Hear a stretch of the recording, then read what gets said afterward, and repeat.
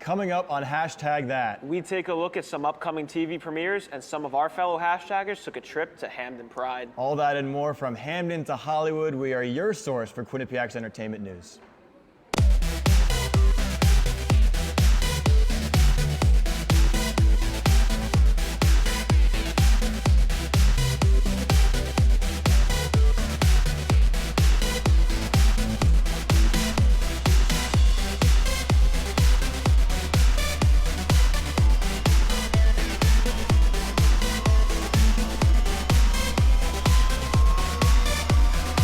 From Hamden to Hollywood, we are your source for entertainment news.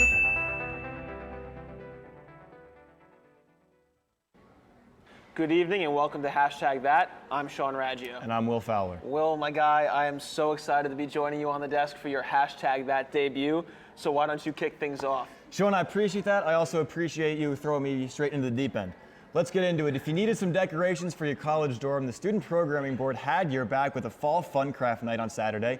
Students could go to hang out, meet some people, and make some crafts to hang on a wall, give to a friend, or just spice up the place. Some of the crafts included pumpkin painting, light up mason jars, and painting canvases. The Student Programming Board and WQAQ Radio have teamed up to bring us Fall Fest, and it's rapidly approaching. This is the week where we find out who's going to be taken to the quad on Saturday, October 12th at noon. I know I have my predictions about who the artist is going to be. I'm thinking it's going to be someone alternative again, like AJR, which is right up my alley. Maybe bands like Coin or American Authors. You're not going to hear me complain with either one of those. I love both of those bands. I'm a country music guy. Sam Hunt, Darius Rucker, not going to be here. I can accept that. But I can see them bringing in maybe like a growing name in pop, someone who just kind of generates buzz around campus, around the student body. Absolutely, and honestly, whoever it is, it's going to be a great show, and I'm very excited to see it. So am I. And see you there. Appreciate it. You know, you may recognize her from the popular Lifetime show Dance Moms. JoJo Siwa is making her way to Connecticut. Popularly known as JoJo with the Bobo for the large bows she wears in her hair, she now sells these bows in stores nationwide. In addition, she's turned musician and has 2 EPs out on Spotify. She will be stopping in Bridgeport tomorrow night as part of her Dream Tour. Sean, you have a show on WQAQ, right? In the booth, yes I do. In the booth. You have yours, I have mine, London's Finest, but those are just 2 of the many shows that hit the WQAQ airways every single week. Absolutely, and we got to sit down with the creators of one of these shows, Vibe with the Tribe, and see what it's all about, so let's check it out. My name is Liam Devlin, and I'm a part of a radio show called Vibe with the Tribe. My name is Johnny Marquardt, and I am on Vibe with the Tribe. Yeah, this is our first ever semester that we're working on the show, and we have 3 episodes under our belt so far. Essentially, it just comes down to a bunch of Red Bull and me, Johnny, and Sam sitting in a dark room thinking about stuff to talk about and stuff that we can joke about. We just different topics every week, different genres every week. For example, our first week we did alternative from the 90s. Our second show we did 70s classic rock. And our most recent week, we did the best of boy bands. We have our guests actually who follow our Instagram page suggest topics and songs from each genre of music that we do each week.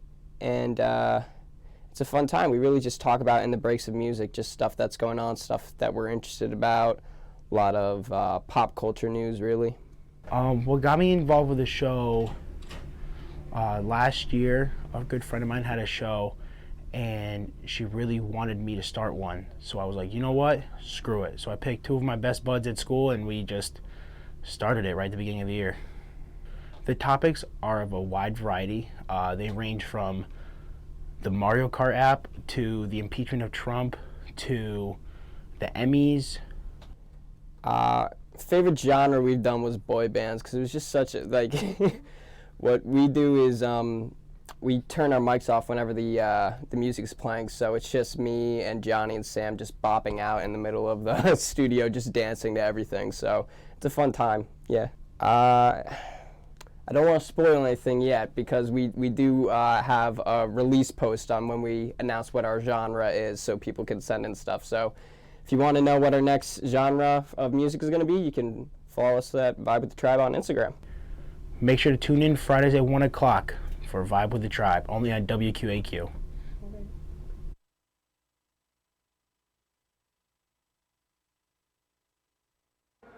You know, this week is going to be a great one for TV with so many programs coming back for their season premieres. What are you excited for? I am very excited, and this is throwing it back for me. Okay. Haven't watched it in a while. Friday Night SmackDown. It's making its way to Fox. Oh, I like it.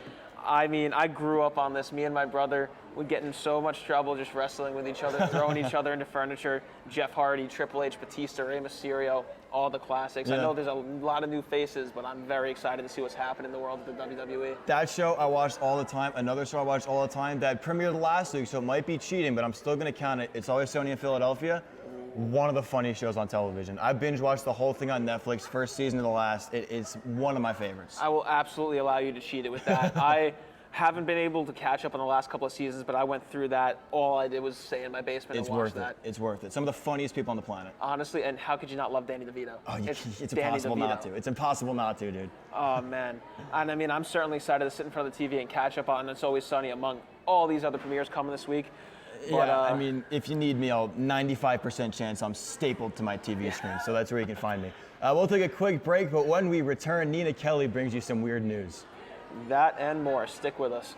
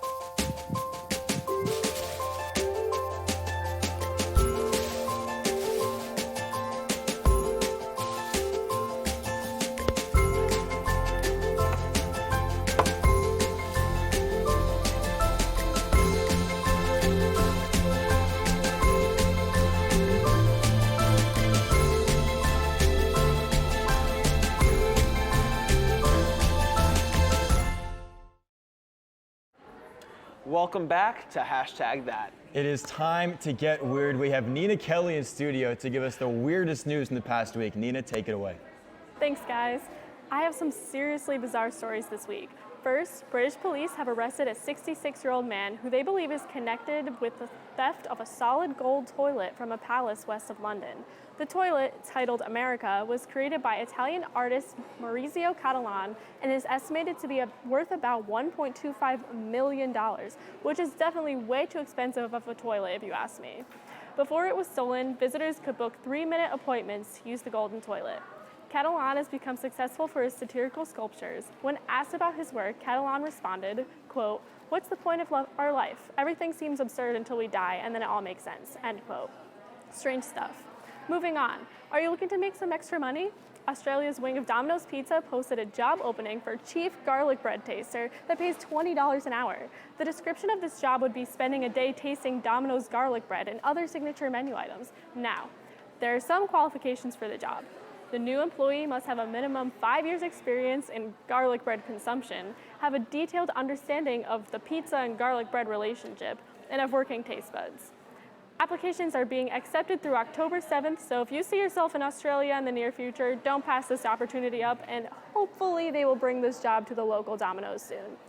In the last story of this week, do you believe in aliens? An internet phenomenon called the Area 51 raid occurred last week on September 20th. An internet memer named Maddie Roberts created the fake Facebook event in July, which turned into a viral sensation with about 2 million RSVPs. While not that many people showed up, about 6,000 people were in attendance for this raid. The raid has inspired thousands of internet memes, as well as the music video for Lil Nas X's Old Town Road remix.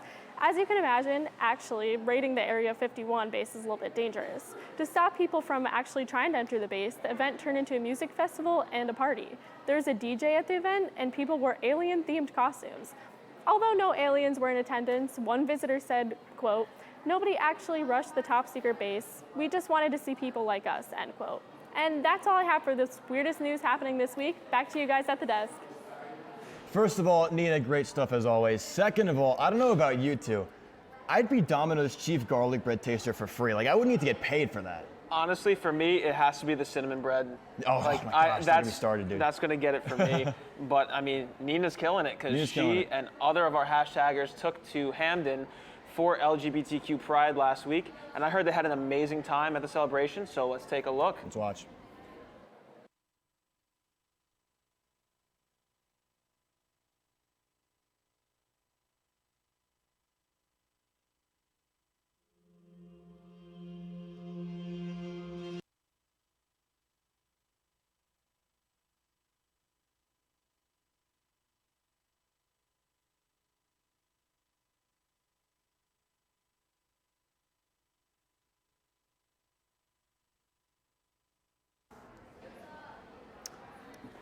All right, well, looks like it was a ton of fun, Sean. Yeah, agreed. And more things that are a ton of fun. Will, do you ever just ask a question only to realize it's a stupid question?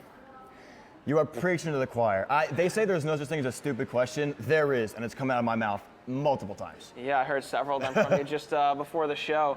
Well, Saturday was Ask a Stupid Question Day, and in celebration of just that, our very own Gabby Berlovsky took to the quad to ask the students the stupidest questions. Take it away.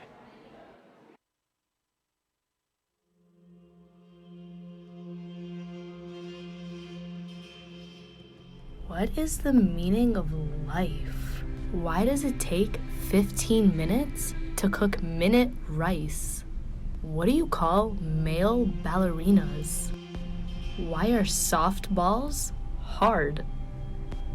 How long do fish wait to swim after they eat? Can you cry underwater? How do not walk on the grass signs get there? Are you left or right-eyed? Why is the time of day with the slowest traffic called rush hour? You can be overwhelmed and underwhelmed, but why can't you simply just be whelmed? When we come back, Maggie Smith is with us to give us this week's Hollywood News Update. don't go anywhere. We'll be right back. There was an old woman who lived in a shoe. She had so many children, she didn't know what to do.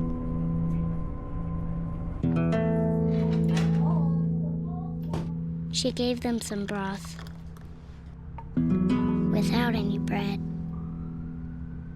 and kissed them all soundly.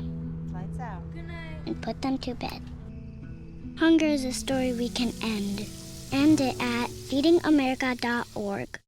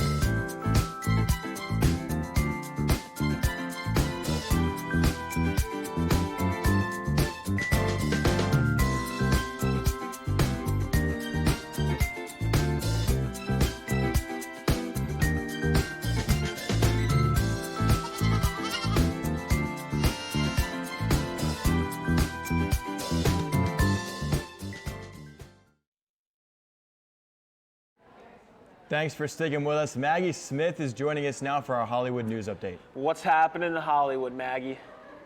Hey guys, a lot has been going on this week, so let's dive right in. First, Miley Cyrus posted several Instagram stories yesterday about her dogs while discussing her thoughts on love and loyalty. However, the things she talked about seemed to go beyond just talking about her pets. She wrote, quote, "Happy Sunday from me and 2 stinky dogs. Waking up surrounded by animals is my favorite way to start a morning. I am immediately reminded to love without conditions. The best part about animals is that they are careless about the details. They live by the golden rule, love and be loved. Nothing in between. No questions regarding wealth, career, talents, race, age, sex, end quote. It seemed that what she wrote could have been referring to her 2 recent breakups, one between Cyrus and Liam Hemsworth about a month ago, and the other with Caitlyn Carter nearly a week ago. However, Cyrus seems more determined than ever to keep releasing music for her fans. She says that she is lucky to have fans supporting her creative journey and that she looks forward to releasing new music. So, what are your thoughts on celebrities opening up on their social media platforms? When they open up in certain ways, should people be concerned? Do you think that this was Cyrus asking for help in any way? You know, I used to, if you give me Hannah Montana, Nobody's Perfect, I'm with it all day long. I was never a fan of Miley Cyrus, none of the solo stuff, but this kind of turned me around on her. I kind of see that there's maybe a bit more than just the stuff that she's let us see in the media's eye. And for me, if she's asking for help, then I think someone should reach out for it. Right. This is something that I think both of us, as sports fans at least, can appreciate. I know it's a different realm, but we like to see when athletes are people. You know what I mean? We so often look at somebody as, oh, they're there for my entertainment.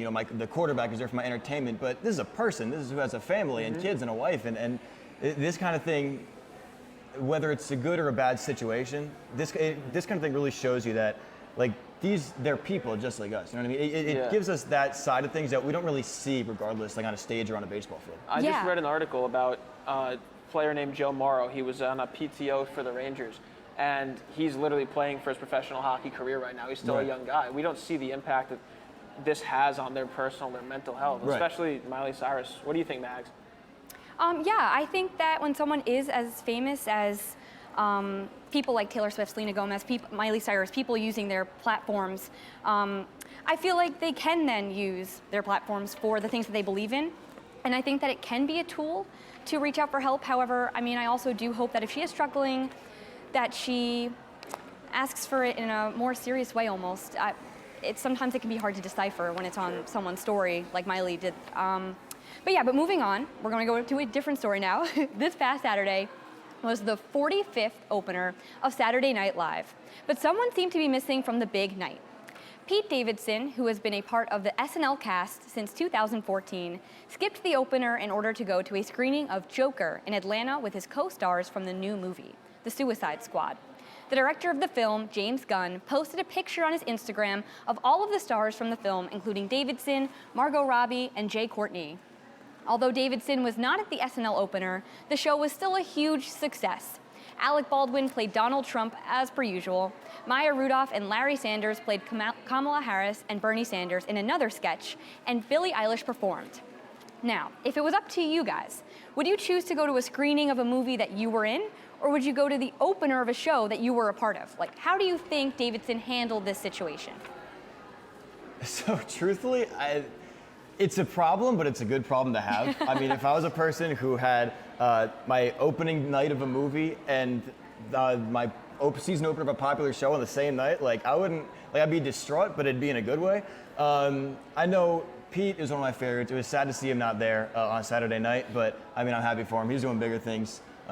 So whether you go to one or the other, they're both enormous. Yeah, and I don't really watch SNL that much, but obviously I know who Pete Davidson is, and he's been there, he's there, he's going to be there. How many times is he going to have a movie premiere?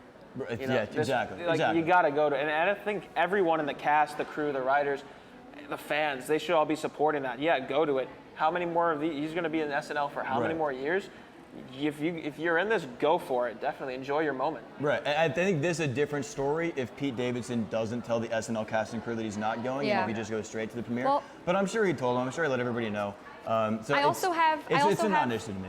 One more question. Sure. I don't know how you guys think SNL, they've been getting very political lately. They've always been kind of a political satire show, but they've become very political as of late. What do you think of that? What are your thoughts on how political it has become? You want to go first? Yeah, I definitely do.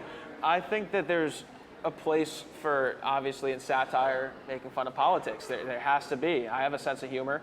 But when a majority of the show is going to become about the politics, you're losing touch. You're just kind of beating a dead horse. That's the cliche I'm going to use there. Yeah, for me, it's a little bit different. SNL has always been a political show. Will Ferrell as George W. is etched in my mind as one of the funniest characters in the show. And maybe they're a little bit too political, but it's something that's been a staple for 45 years. Well, now moving on, even though Justin Bieber and Hailey Baldwin have been married for a year, they are now expected to get married again today in South Carolina. The wedding will consist of a religious ceremony with friends and family, followed by a big party. According to TMZ, Montage Palmetto Bluff, the resort where the wedding will take place, is, quote, a private 20,000-acre estate that is nestled up against the May River and features tons of buildings, including 2 chapels, end quote. It has been reported that the couple told guests that they cannot use the spa, one of the pools, and one of the hotel restaurants for 48 hours while the wedding takes place. And guests are pretty upset. Earlier this week, Baldwin and had her bachelorette party, and Bieber now has his tuxedo all picked out and ready to go. People reports that the couple was seen boarding a private jet yesterday to head to the venue. So what are your thoughts on how the couple is handling the guests at the hotel? Is it right for them to close off parts of the hotel, or should they have just booked the entire place? I mean, if it's me, like, yeah, maybe I'm upset that all those amenities I can't do, but if I'm going to Justin Bieber and Hailey Baldwin's wedding, like, I'm not making a big deal out of it. If I'm one of a few people that's already there and I can't go into this king-size pool, like, it's not much of a loss. I don't know what you think. Yeah, I mean, if I have that kind of money, I'm inviting everyone there. I'm going to the resort over, and I'm like, yeah, you guys can all come on. Let's have a good old time together. Absolutely, 100%. But I would have just rented the whole place. I wouldn't have even put myself in that position. Right. Granted, I'll probably never have that much money in my life, so I won't have to worry about this. What would you do, Mags? I probably, if you have the money, just rent the entire place. That would be amazing. Why have people that you don't want there at all? I don't know. But that's all that I have for Hollywood News Update today. Thanks, Mags. It's always a blast. And I mean, time's really flying as we're heading into our final break of the evening already. When we come back, we're going to go out with a bang as the hashtag crew whipped up a little bit of a challenge for us. It'll be fun. You don't want to miss it, so don't go anywhere. 1 in 3 adults has pre-diabetes. 1 in 3. That means it could be you, your favorite brother, your other brother, you, your football buddy, your football buddy, you, the boss's boss. If 1 in 3 adults has pre-diabetes, that means it could be you, your barber, your barber's barber. Nice work. Thanks. You, your plumber. Breathe right into your foot. Your plumber's masseuse. Yes. You, your dog walker. On your left. Your cat jogger. Or you, your co-pilot. Your co-pilot's co-pilot. While 1 in 3 adults has pre-diabetes, with early diagnosis, pre-diabetes can be reversed. Take the risk test at doihaveprediabetes.org to know where you stand.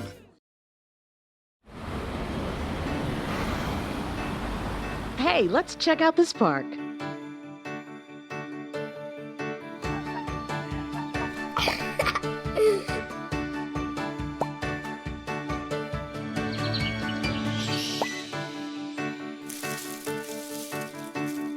Oh, wow, that's really cool. To find a great local park or forest near you, go to discovertheforest.org.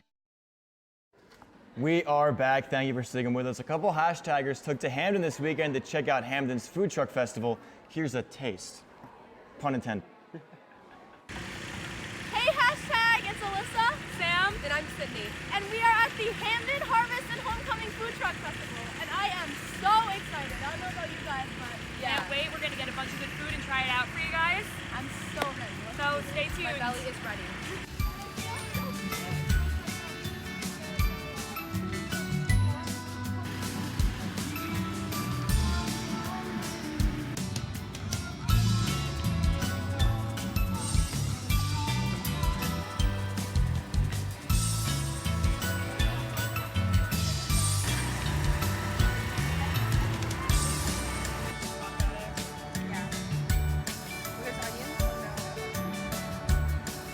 Alright guys, so we just went to the Holy Guacamole truck and we got some steak tacos, so we're going to try those first. I'm a Mexican food enthusiast, so my standards are really high, so hopefully they don't disappoint, but we'll see. Alright.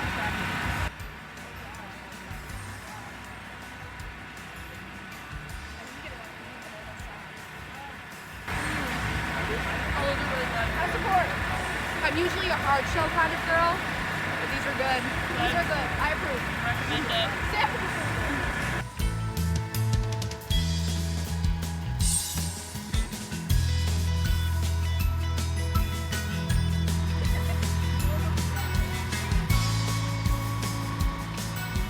So I got the coconut cream flavored ice cream, and this is actually vegan and made with coconut milk. And I got the pumpkin flavor because it's fall. That's so good. Yeah, this tastes a lot like pumpkin. Yeah, mine is really coconutty, and it actually has some pieces of caramel in there too, which is really nice altogether. And it's really creamy for a vegan ice cream. It's really good.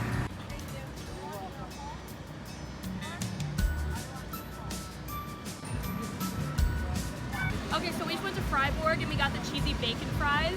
This is a truck that comes to campus a lot actually, and I've never tried it, so I'm pretty excited to see if I'll like it. Yup, alright.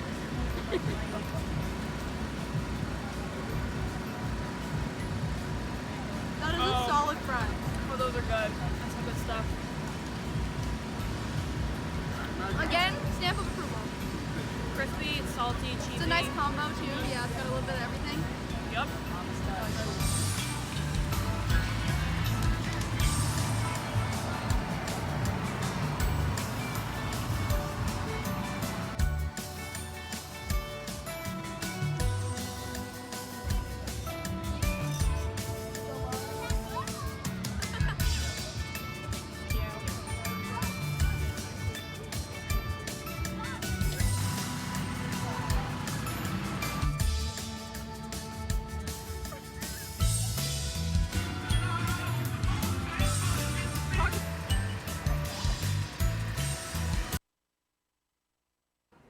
This past weekend, the annual Big E Festival took place in Springfield, Massachusetts, and some Q30 members went across state lines to check it out. Let's see it.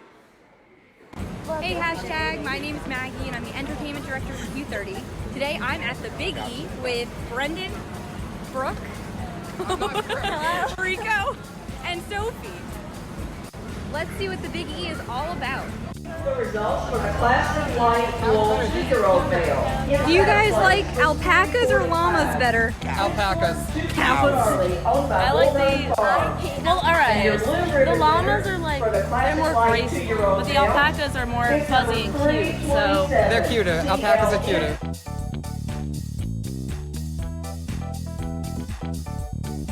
Where are we, Brooke? Mac and cheese in Vermont.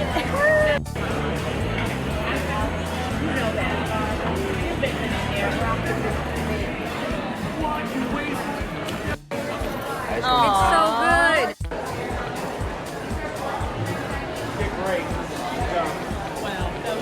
It's great. Rico doesn't like it. I've had better. Now we're going on the Ferris wheel. We're super excited. It's actually Rico's first time ever on a Ferris wheel. So stay tuned to see how that goes. Oh, I don't have that. So it turns out that I don't like heights. And I'm kind of scared, and so is Sophie. Very scared. But Rico's having a good first time. I'm actually terrified. The Big E was so much fun. Thanks for tuning in to this Snapchat That.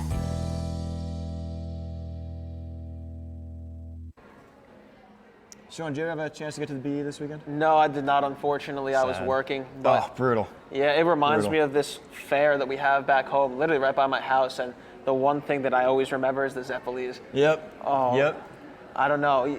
Are you a fan of those? We can't leave without getting at least 2 dozen of those. So, in moderation, I don't just go out and, you know what I mean? Yeah. It's got to be a special time and a special place, but when it is, they're fire. Dude, they have a special time and a special place in my heart. Oh, I'm yeah. not going to lie. Oh, yeah. I grew up on that stuff. But We have something kind of similar in Jersey. It's the Jersey State Fair. Not the Zeppeli, but like everything else, the fair. So much fun, unbelievable. It's like 12 days long. It's insane. 12 days? It's ridiculous. Oh, invite me down for that, would you? It's a done deal. So unfortunately, that's all the time that we have for this week. Make sure to follow us at Q30 Entertain on Facebook and Twitter, and tune into the show every Monday at 7. For all the producers and everybody behind the scenes, I'm Will Fowler. And I'm Sean Raggio. Good night, Bobcats.